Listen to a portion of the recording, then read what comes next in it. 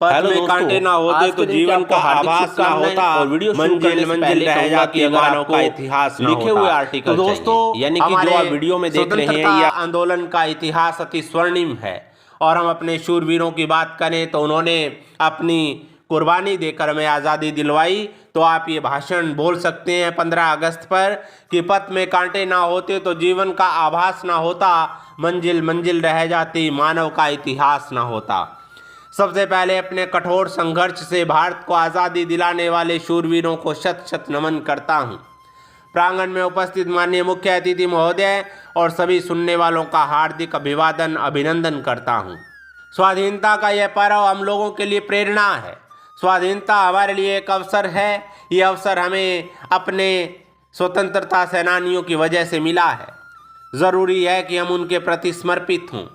भारत देश का हर नागरिक मानवता का पालन करे, दूसरों के लिए जीना सीखे, क्योंकि देशभक्तों ने देश की खातिर अपने प्राण न्यौछावर कर दिए। ये उनके आदर्श और जीवन मूल्य थे कि देश के लिए कुछ किया जाए। आज हम लोग पढ़ रहे हैं, तकनीकी ज्ञान प्राप्त कर रहे हैं, विकास की ओर अग्रसर हैं। ऐसे में ज़रूरी है यह चिंतन करना कि हम लोग अपने देश के बारे में क्या सोच रहे हैं।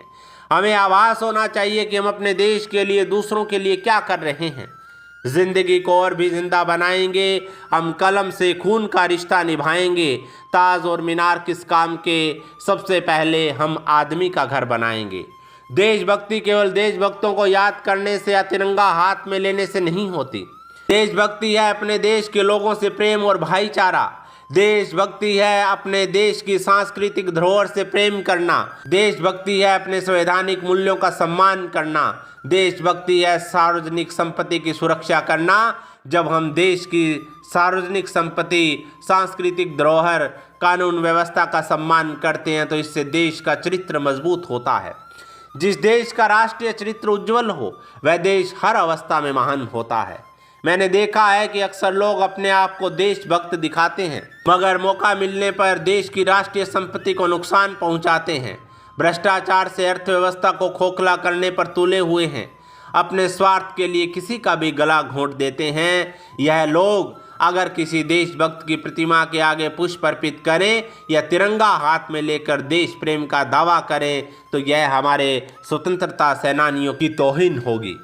समाज सेवा करके अखबारों में छपा देते हैं, देशभक्ति का ढोंग करके तिरंगा उठा लेते हैं। आदमी से प्रेम करना जिनके लिए है नामुमकिन, वो देश प्रेम के नारों से आसमान गुंजा देते हैं। आज हमें ऐसे लोगों से बचने की ज़रूरत है, क्योंकि ये लोग हमारे स्वतंत्रता सेनानियों के इतिहास को अपने मतलब के लिए प्रयोग करते हैं।